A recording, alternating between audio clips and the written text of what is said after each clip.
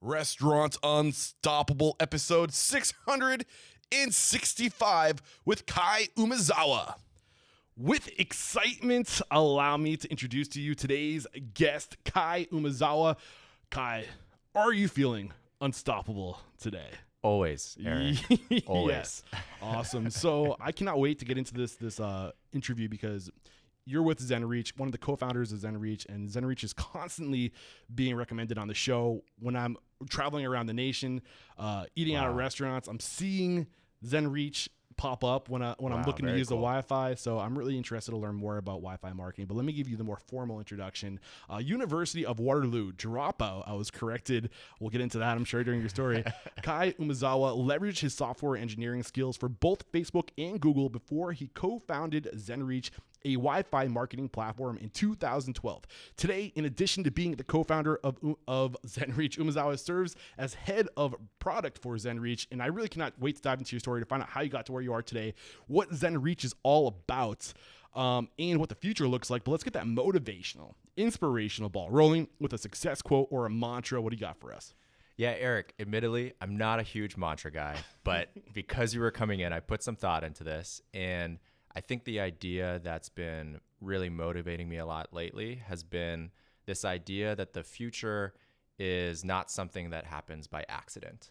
The future is built. And I find that to be very, very motivating, that everything around us in the world, even this podcast, in fact, somebody had to build, and to not take that for granted, but also to be motivated by that idea that we all have a role to play in building the future that we believe can exist. How does that motivate you? Yeah, well, I think I'm by nature a very optimistic guy. And so I'm optimistic about the future. I'm optimistic about what our team can create here. I'm optimistic about the people that I interact with every day. And I find it very motivating, this idea that if you believe that something can exist in the world, whether it's a product, a service, even something small into your day-to-day, a goal that you have for yourself, that's not just something that you should wait around and hope happens.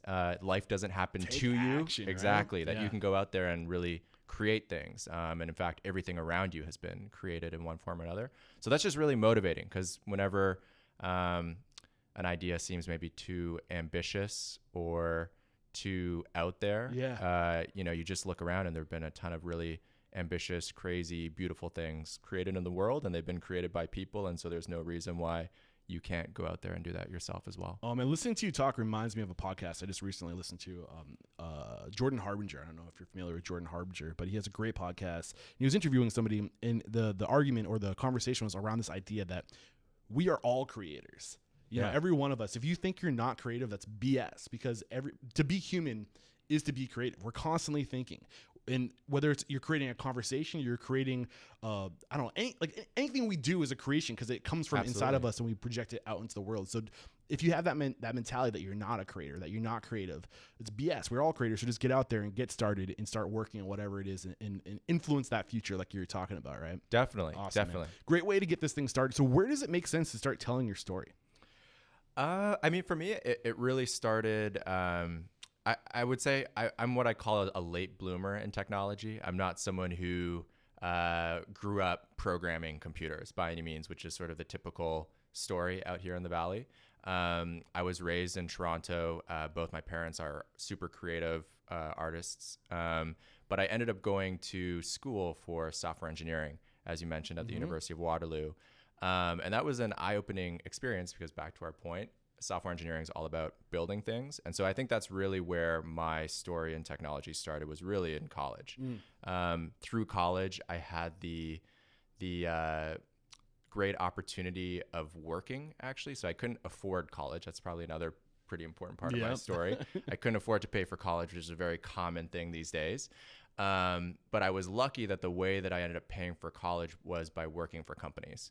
So I started super, super small, working pretty much for free in programming gigs, building apps for really, really small startups that don't exist anymore in Toronto.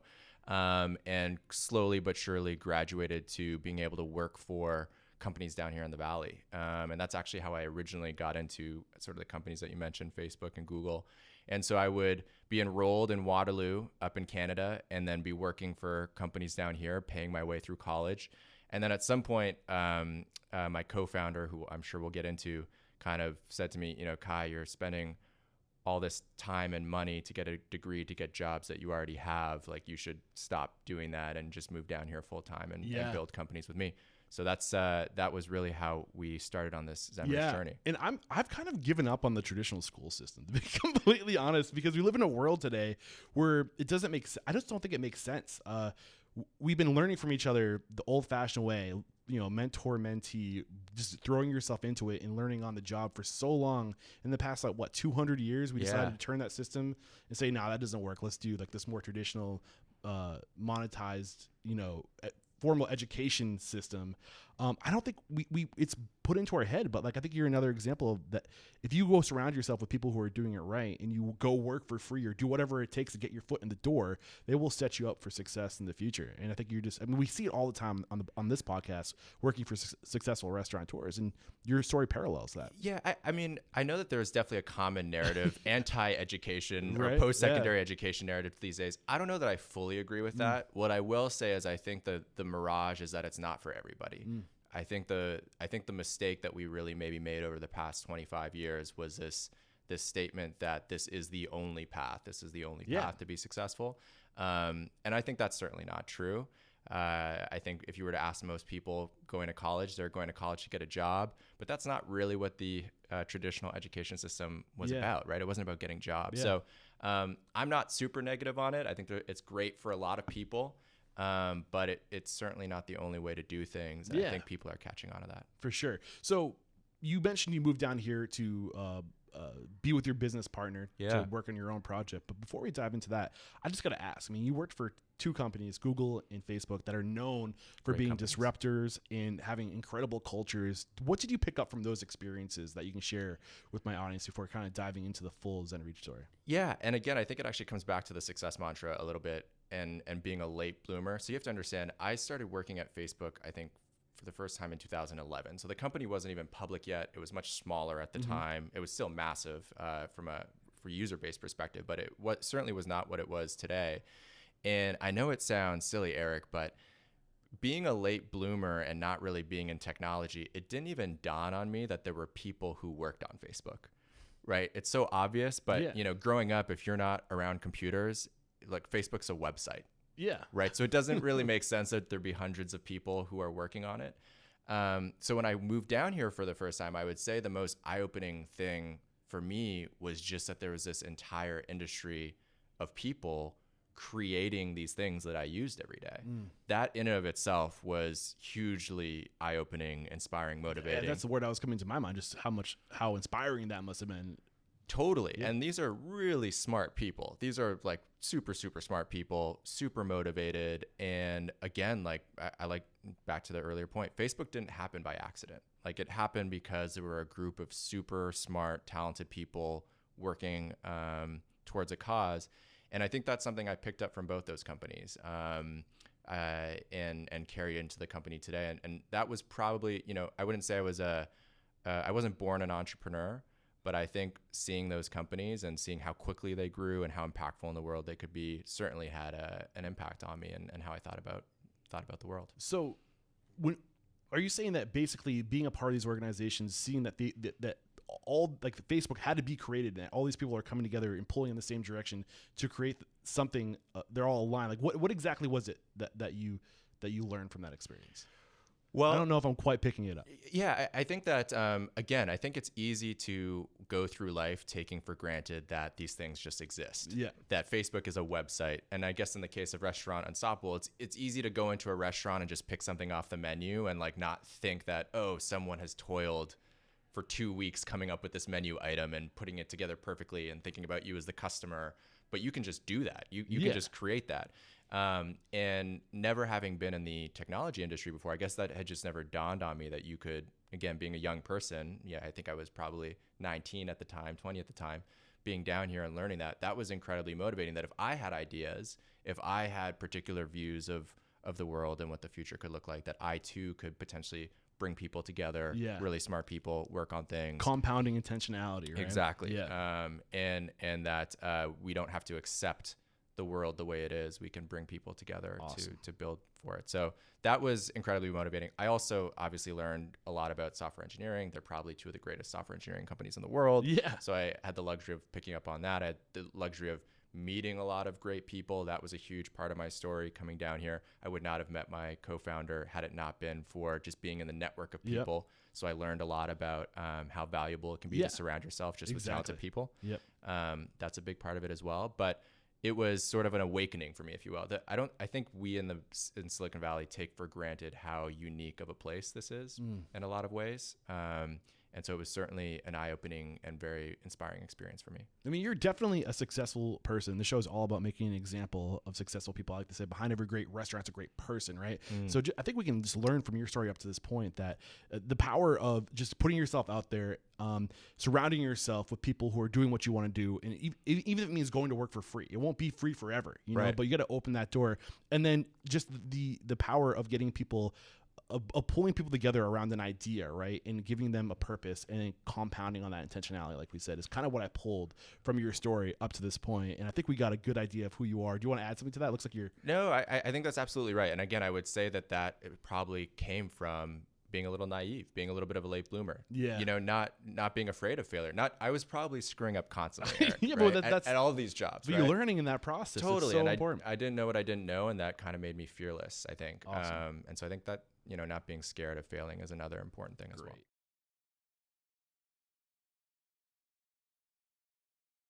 We're back, and let's just get into the story of how this idea for Zenreach bubbled up.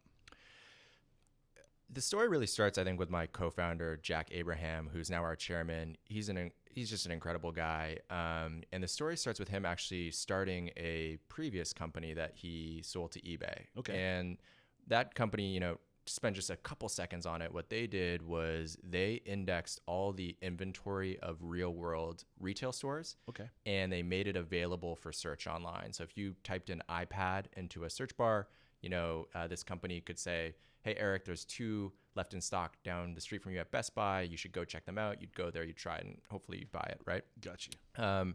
And they were super successful at this. They had millions of people on the service. But one problem that they kept running into was that they could never prove to these retail stores that they were the ones driving the foot traffic. And this was sort of this very first conceptualization of this idea of what we call as sort of the online to offline problem, where over time, people have been spending more and more time on digital mediums, and that's where all the attention is going.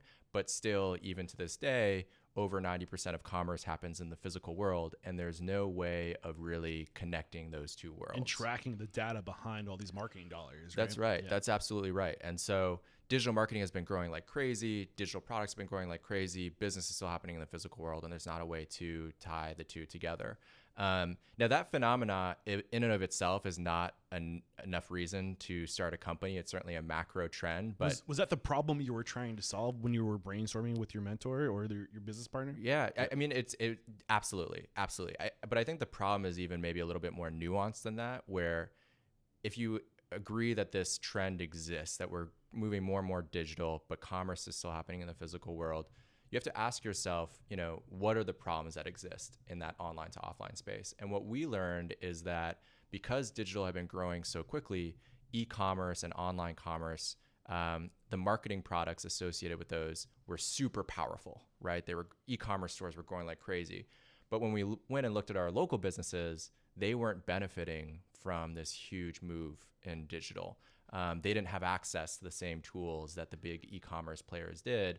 They didn't understand who their customers were, but e-commerce stores understand their customers. They couldn't automate and personalize. All these things that I think we take for granted in digital didn't really exist for physical world business marketing strategies. And so that was really the problem that we were going to customers with, which was, you know, how are you thinking about leveraging digital to help grow your business? Right. And what we ran into was that there wasn't a great way for a lot of these businesses to do that. So really what you're trying to do is were you trying to find a way to track behavior in the physical world? Is that kind of the question so you could look at trends? Correct. And Okay. and so when we find that people have these problems, the next question is like, well, why? why is e-commerce so great and physical world marketing struggles, right? Traditional marketing struggles. There's no way to track it. Exactly.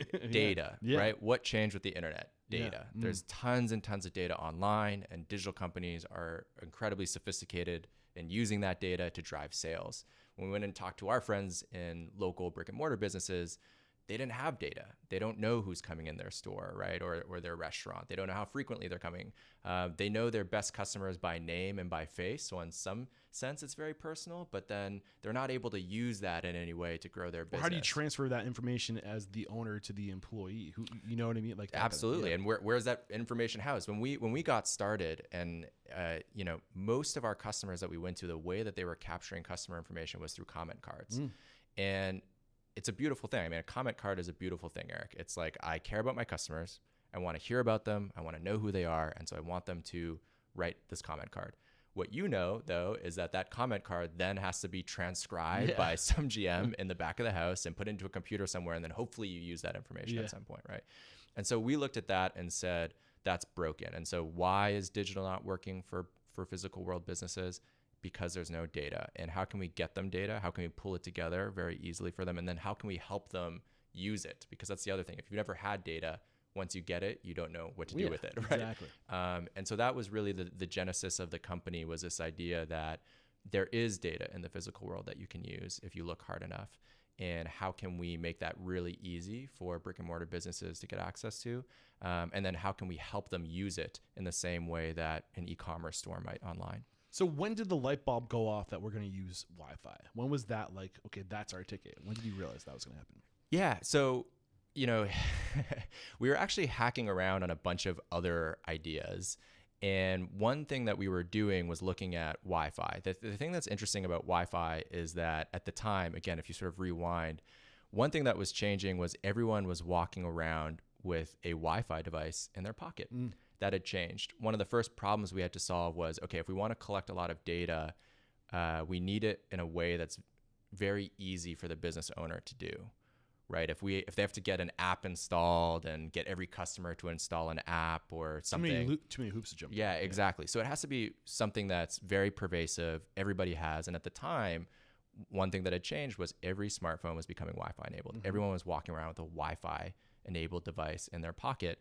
And we learned that Wi-Fi is a great way of detecting people as they move in and out of physical spaces. When you go home, your phone detects that you're home and automatically connects to your and then your Wi-Fi network. You're plugged into the web. Exactly. Right? You're in the system. Exactly. And so because it was so pervasive, that's where we started down that road, was this sense of, okay, if we go to a business owner, it has to be something they already have in their business. Everyone's going to have Wi-Fi, check. Yep.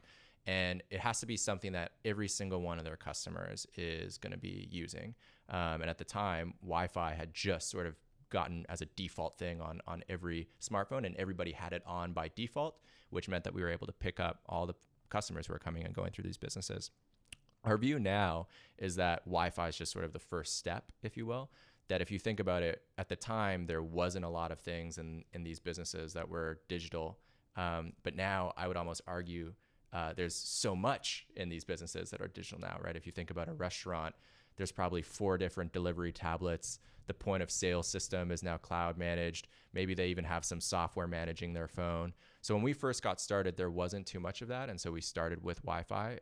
For Zenreach today, though, we recognize that there's so many other ways that customers are interacting with businesses in the physical world with digital touch points. And we think we can bring all of that together for our customers. So I think we've pretty much well explained the how it works. Sure. Right. But let's get a little bit deeper into exactly what data were you going after in the beginning? Were you just looking to see when people were literally checking in and checking out? Is that when they got there and when they left? Are you just looking for that routine, that behavior? Is that the biggest asset at that point? Yeah. So I think maybe to actually take a step back, okay, and talk through how should a business owner even really think about their marketing and growing their business, right? Even outside of digital. I think one thing that we know from the online world, if you've worked at Facebook or Google or in e-commerce, one concept that you have is a concept of segmentation and lifetime value. One of the reasons why you want to understand your customer base is you want to understand questions like, who's my most loyal customer? What does that person look like, right? Who are my not so loyal customers, right? And try to understand who makes up your customer base. And so the very first thing we wanted to look at was helping businesses understand their customers better. Who's coming frequently? Who's a first-time customer? Who's a repeat customer? Who's someone who used to come frequently all the time but hasn't been back? And starting to segment our customers, if you will, our clients' customers into those buckets, because what you want to do is you want to start treating those customers differently. Again, if you were to, rewind 6 years, probably the marketing that some of our restaurant clients were doing is they'd maybe send out a newsletter every month to everybody, right? That's not really how it works online, right? Online, it's like if you're a super loyal customer, you get the sweetest stuff sent to you. If you're a lost customer, they're trying to bring you back. Yeah. And so that was sort of the first step, is can we segment a business's customers for them based on lifetime value? Okay. So if you have this Wi-Fi device that is, the way that I know it works, you basically go into a restaurant, you break out your phone or your computer, you want to tap into the Wi-Fi, you enter your name and your email. So from that information, I can see that, okay, they know who I am and when I'm here, but how are you further developing segmentation? How do you know what their buying habits are, what age they are, what sex they are? I mean, are you just asking for this information, or is it tied into the POS system? Like, how does that work? A combination of all of the above. Okay. So the first thing to note is we can see every time that customer comes back because of your phone trying to connect to remembered networks. Yeah. Right. So every time you come back, we can understand that Eric's coming to Kai's Pizza Shop.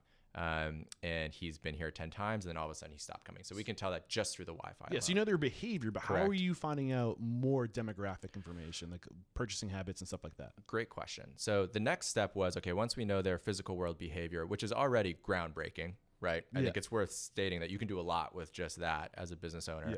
Wait, before we get into it, Yeah. what can you do with that? I'm curious. Sure. Not to send you too far Yeah. down another rabbit hole. Well, again, you can start treating those customers differently, and you can start automating. So back to this lost customer example, if you will. If I know that you used to be a very loyal customer, you were generating a huge amount of revenue for my business, and you stopped coming, that's a very important event. But as a restaurateur today, that would actually be something that would be pretty hard to see, right?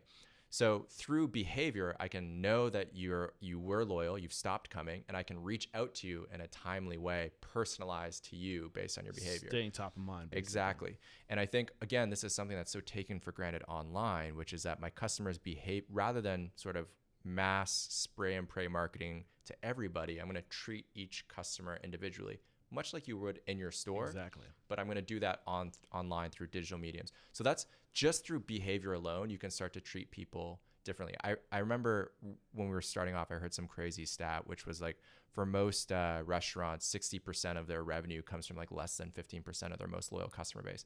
So it's the 80-20 rule, exactly. Right? Yeah. And so losing one of those really valuable customers is Huge. super painful. Yeah. And then the game becomes, how do you take a new customer and convert them into a loyal customer? That's a journey that they have to go through, and Zenreach's marketing and many other tools out there can help graduate customers from being a first-time customer to falling in love with your business, falling in love with your brand, getting them to come back, keeping them loyal, and then hopefully if they become lapsed, if they become lost, bringing them back. So that's just through behavioral alone. Then you said, well, how can we understand their Thank purchasing you for staying intent? on track. Yeah, their purchasing intent and who they are. Yeah. So you can absolutely ask, and we have a lot of businesses that do that. You can ask questions while people are logging on, like, what's your favorite football team, for example, right? Sports bars might want that and might want to tailor marketing to you based on that, right? But one of the great things about partnering with a tech-forward company is we're aware of the ecosystem that already exists. And so there's all these other services out there that can already pull in demographic information about customers based on sort of social media profiles, et cetera. And that already happens online today. So any digital e-commerce company is already what we would call as enriching their data. They're taking their customer data and they're trying to understand their customers a little bit more through data partnerships. And so we've just leveraged those exact same partnerships, but we've brought them to customers who probably didn't realize that those exist out there. So we take behavior data, we enrich it with survey data, as we sort of call asking questions. We enrich it with demographic data that we might pull from online. And then we're also enriching it with data from other sources that are in the business. So if you have a point of sale, right, and you're using that for email receipts, that point of sale can link to that behavior data and can link into what is this person purchasing? Do they love the hamburger here? Well, maybe if I add a new hamburger to the menu, I should do some personalized outreach to them. So we're also enriching it with the other data available in the business as well. One thing you mentioned, I mean, maybe this is getting a little bit into another side topic, but regarding fields, right? I've heard just through studying marketing for my own business that you really don't want more than 2 fields. If you start asking for more than 2 things, people start going, screw this. Like, definitely. Yeah. And typically they say, ask for the email, ask for the name. And then other than that, like, just be happy that you're getting an email and a name, right? What have you found as far, if we were to adopt Zenreach, say tomorrow, and we were like, what questions are we going to ask? Is there anything you want to like warn people about with getting too crazy with the ask? Yeah, so we recommend just asking for the email, and that's because we can enrich it. Now, if there's something that's specific to, or maybe let's flip the question on its head. Why do you want that piece of data, right? I think that's a really important question to ask. If you're going to do something with it, then there's value in collecting it. Don't just ask your customers a million questions for no reason. Yeah, be intentional. Again, back to how we started the conversation, intentionality. Exactly. And so we recommend an email because we can go out and get a bunch of additional information. You also don't have to do it right in real time. So you can, again, that loyal customer might be more likely to want to give you some more information than a first-time customer. So maybe on someone's 10th visit, you follow up via email or text message, and then you ask for, hey, we've noticed you've really been coming a lot. Tell us a little bit more about yourself. One other thing we haven't even mentioned up to this point, which I think is kind of funny, what you're doing with Zenreach essentially is building your list. Everybody that comes into your restaurant and wants to use Wi-Fi, which is like, what's the average amount of? Do you know how many numbers to back that up? Is like 50% of people that go into a restaurant try to tap into the Wi-Fi. Is there numbers? It's certainly not that high. I think with throwing random numbers out there. Sure, we see if it's like well promoted and with signage in certain types of businesses, it'll be as high as 18%. Okay, that's still huge. Think about every person. If you're getting out of every person that walks into your restaurant, you're gonna get 18% of their emails. If you have thousands of guests, which most restaurants do, that's a huge list. Exactly. You know, that's a huge list to market to put into segmentations. So that alone, I mean, we haven't even talked about the value of that alone, being able to capture the email. Yeah, and I would agree. And maybe to put Zenreach aside for a second, I think one thing we always try to talk to our customers about is just missed opportunities in their businesses, right? It's obvious to us because we're tech-forward people, but if you just take a step back and think about what are all the touch points I have with my customer? Are they digital? Are those opportunities to capture some form of data that would then allow me to serve that customer better? Wi-Fi is one example of that. You know, the point of sale is another. But there's so many of these opportunities. And I think, again, being intentional about it, if you can just take a step back, you'll realize, you know, oh, actually, we have all these opportunities already. We don't need to introduce some new crazy program in our store that doesn't feel comfortable to us. We're already doing these things. We're just not making the best use of them. So Zenreach helps with that, to your point, to build lists that, you know, I think we say 5 times faster, right? I promise it's faster than anything that they're doing today, but it's not reinventing the wheel. It's just leveraging the stuff they already have in store.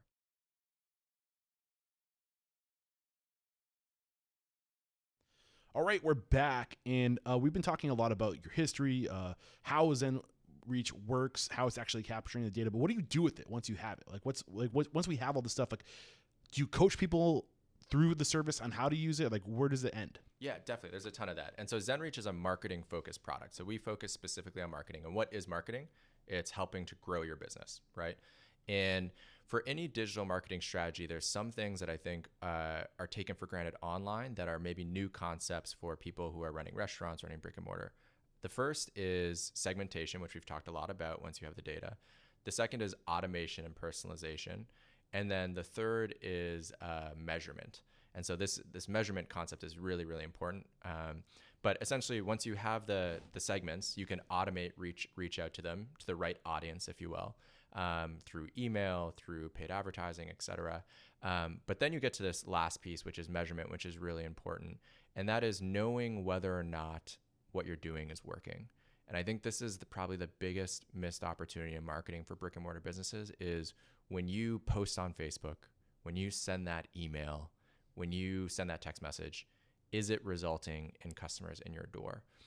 Online, all digital marketing is measured. Did someone fill out the shopping cart? Did they not? But when it comes to the physical world, we just hope, we cross our fingers and pray that it works. And so that's sort of that last key step is once you have data, you can not only say, okay, Eric is a loyal customer. On his 10th visit, I'm automatically going to send him a personalized gift, thanking him for being such a great customer. You can do all of that, but then you can also know, did Eric walk back into my business after I did that? What was the result of right, this the result. And exactly. And then as a business owner, what am I interested in? What's my return? Okay, great. I spent all this money on these tools. I spent this money on this reward for Eric. Did it result in Eric coming in and spending more at my business and helping my business grow? And that's one thing that's existed in digital because of data forever, closing that loop. And that's something that's now possible in the real world as well. And so we always encourage all of our customers, hey, if nothing else, Zenreach will tell you if it's working or not, right? Or any service out there, right? Like if a service can't tell you if it's working, you should question it a little bit. Yeah, right? I mean, we hear all the time, you got to know your numbers, right? Right. That's like, perfect. What the hell does that mean? Well, it means what are your numbers so you know what they were last week versus last year, and so you can see the trend. Am I doing better? Am I doing worse? And that's why we need to know our numbers so we can track the trends. And what I'm hearing from you is what this allows you to do is to track the impact of your investment in this marketing service.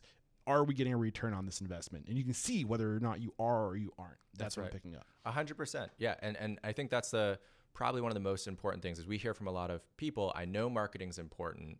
I know I should be doing it. I don't know how much, right? I don't know if it's working. And so you need to find a partner or a tool that can give you that answer, right? When our customers ask me like, how many campaigns should I be doing per month? Well, I'd say, well, how many are going to work? Yeah. Right? Your business is totally different than the next three. What's good for your business? And we need to know what's working. Can you give us some examples of some numbers people come back at you with saying after implementing Zenreach, like we saw like blankety blank increase or whatever? Can you share some of those numbers on ballpark? Definitely. So here's some surprising stuff. So we allow our customers to do just about any kind of marketing campaign they want to do through the tool. And what's super surprising is that the things that they think are working might or might not actually be working. And so we have customers, this would be like a pretty standard thing that we'd see. A customer will come on, they'll run a campaign out to let's say, 1,000 of their customers that they think is a super effective campaign to run through email, let's say. And they'll see something like a 2% walkthrough rate is what we'll call it. So 2% of those people actually walk back into the business within 7 days. You're talking about like a standard email marketing campaign correct. on, say, your MailChimp, your whatever platform. That's right. Aweber, whatever you're using. That's right. And so if you do it through Zenreach, you can actually see how many people came through. And we'll see those, they're best performing. We'll get 2% of the people back within 7 days, right? So I have a new menu item. Every time I do menu items, it works like a charm. We'll see 2%. So we allow them to do that. They can see that. Then we'll do like automated messages. So we talked a lot about lapsed customers. So I'll say there, people who used to be super loyal but haven't been back, and we'll recommend, well, why don't you try just enticing something? You already know they're loyal, so it's not like you're doing couponing to just get anybody in the door. You know that this is a high value customer. They'll set up a campaign like that, and they'll see like a 26% walkthrough rate, right? And that's just like, we see that all the time, right? And so for me, that's really powerful because one, I'm always interested in things that are like counterintuitive, that run counter to what I believe, right? And because I think you learn the most when you do that.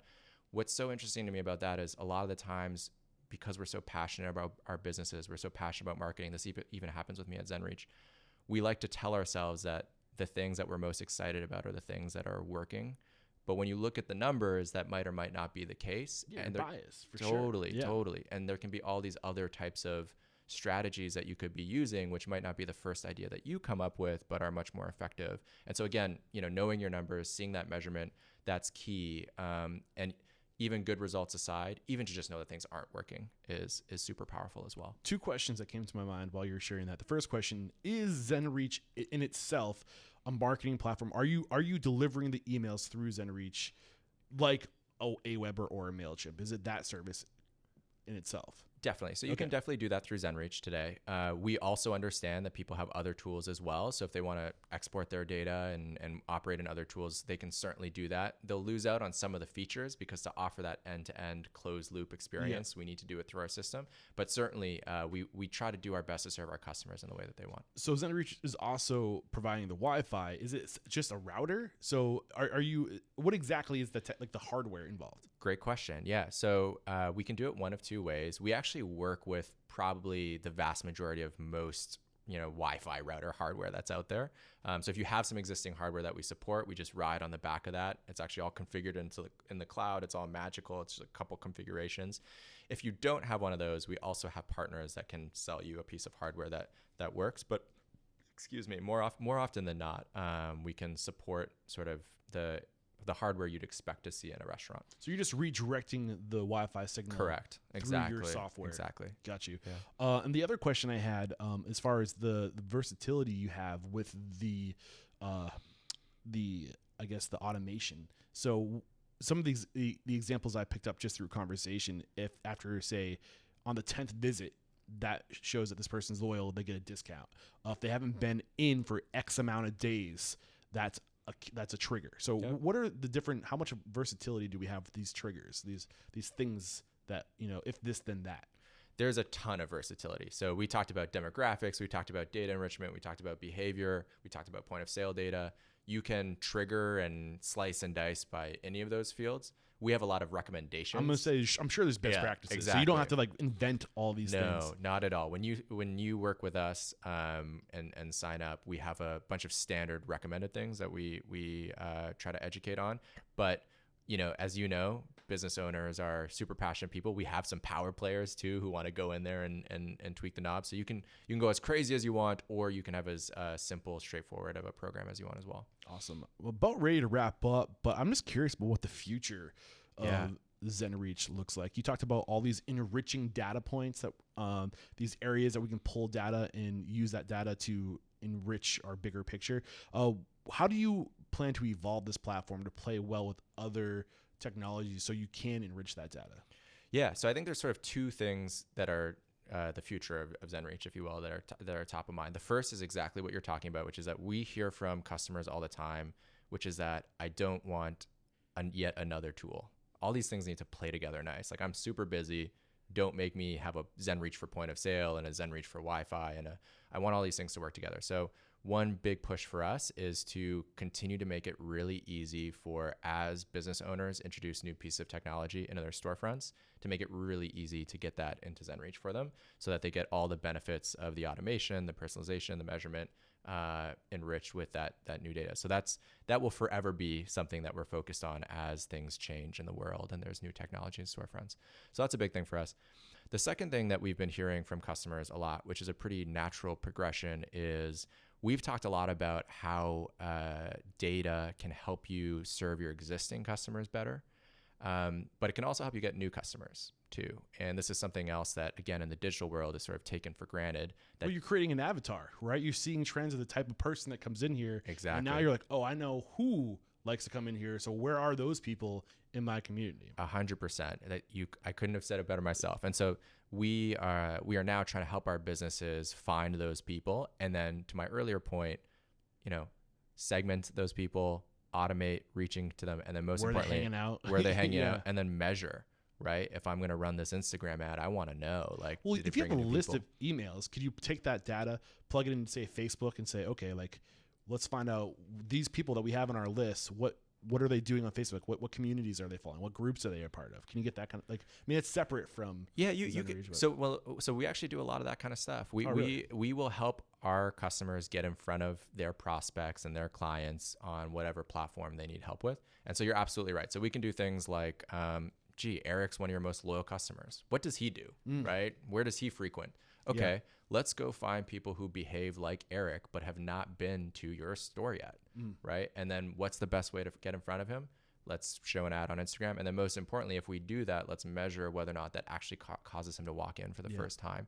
So acquiring customers is something. I've never met a business that didn't want more customers.